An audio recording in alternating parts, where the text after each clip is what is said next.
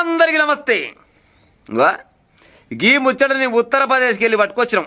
ఉత్తరప్రదేశ్ పాడైపోయిన అన్ని గత్తర ముచ్చట్లే ఉంటాయి. వాస్తవానికి పోలీసు వాళ్ళు అంటే సమాజంలో ఒక గౌరవం, ఒక మర్యాద గల ఉద్యోగం అన్నట్లు లెక్క. పోలీసులు అంటే అమ్మో పోలీసులా అనే రకంగా ఉంటుంది. కాకపోతే గీ పోలీసులు అంటే నీ తల్లి గింతీగిరం తప్పిన వాళ్ళ పోలీసులు అని అనుకుంటారు.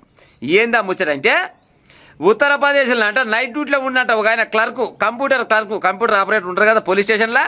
ఆయన పేరు ఏం పేరంటే అరవింద్ పటేల్ అంట. ఈ అరవింద్ పటేల్ కంప్యూటర్ ముందర కూర్చొని గట్టే చీకట్లో ఏమైనా జరిగితే ఒత్తుకుంటూ కూర్చోరా మజగా నన్ను అలా కూర్చోబెడితే ఆయన ఏం చేసిండు, ఇంకొక ఆమెకు మరిగిండట. ఆమె ఆమె కూడా ట్రైనింగ్లో ఉన్న కానిస్టేబులేనట. ఆమె పక్క పొంటే ఉన్నట్టుంది. చిన్న చీకటి అయిందంట. చీకటి కాగానే ఆ కానిస్టేబుల్ అమ్మ చిన్నగా రానే వచ్చిందట. డోర్ కాడికి వచ్చి మై కమిన్ సార్ అన్నదట. ఓహో నువ్వు వచ్చినావు అనుకోని వెనకంగా చెయ్యి టూపినట.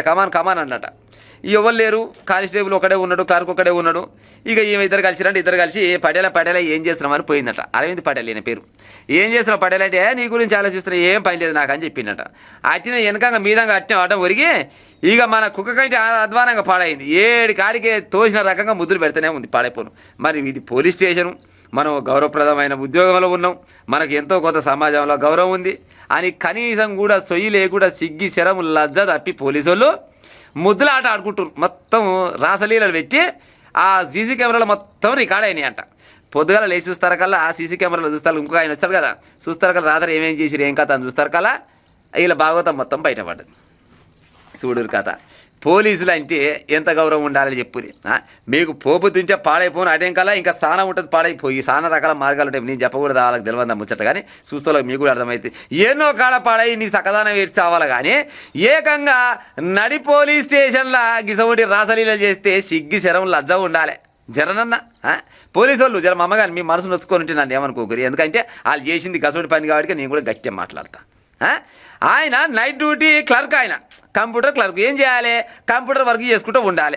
లేదు ఈమె మీద పానం పెట్టిన అనుకో ఆయన సెలవు పెట్టుకొని ఎక్కడైనా పత్త లేకుండా పోవాలి. అటే కదా పోయి ఏదో వాళ్ళ బాధ వాళ్ళ బయట రావాలి. కానీ ఏకంగా పోలీస్ స్టేషన్ అంటే మీ అత్తగారి ఇలా లేకపోతే పోలీస్ స్టేషన్లో శోభనంగా అది కావచ్చున. ఇంకా మా అమ్మ మామూలుగా అయితే ముద్రాడతోటి జరిపించారు. ఇంకా జరైతే పాడైపోను, ఇంకా మొత్తం కూడా విక్కొని అలానే మరి వాళ్ళు వేసిన నష్టమేమి లేదు. అలాగా మామూలుగా ఇది ఏమంటారు దొంగలు బింగలు లేనట్టురు. ఇక ఎవరు లేరు ఎక్కడ లేరు కాబట్టి మొత్తం స్టేషన్ మొత్తం మాదే అనుకొని ఇష్టం వచ్చిన రకంగా రాసలీలలు చేసుకుంటా కథలు పడుతున్నారు. గిస వంటి వాళ్ళు ఉత్తరప్రదేశ్లో దొరికిరు, సీసీ కెమెరాలు దొరికిరు. కనీసం ఎంతో కొంత చదువుకున్న వాళ్ళైనా ఉద్యోగం చేస్తూలేనా. మరి మన పోలీస్ స్టేషన్లో పాడే సీసీ కెమెరాలు ఉంటాయి, కనీసం ఆ సీసీ కెమెరాలను ఆఫ్ చేద్దాం. లేకపోతే ఇక్కడ చేయడం పద్ధతి కాదు. మనం ఎంతో కొంత గౌరవప్రదమైన ఉద్యోగం బయటకు అయిపోదాం. కనీసం ఆలోచన కూడా లేకుండా ఈ దిగసేట పోలీసు వాళ్ళకు ఆలోచన ఎక్కడిది పాడైపోను. కామంతోటి కళ్ళు మూసుకొని కడకడలు ఆడుతున్నారు.